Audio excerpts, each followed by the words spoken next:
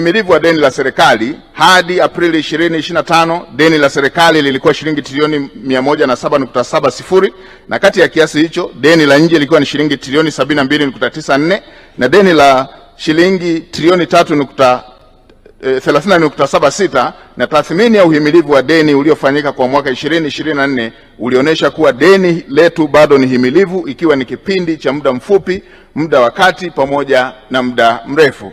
Katika tathmini hiyo, Mheshimiwa Spika, viashiria vinaonyesha kuwa kwa mwaka 2024-2025 tathmini ya sasa ya deni la serikali kwa pato la taifa ni 40.3 ikilinganishwa na ukomo ambao ni 55.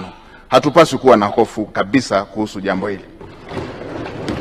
Na kwa upande wa thamani ya sasa ya deni la nje kwa pato la taifa ni 23.6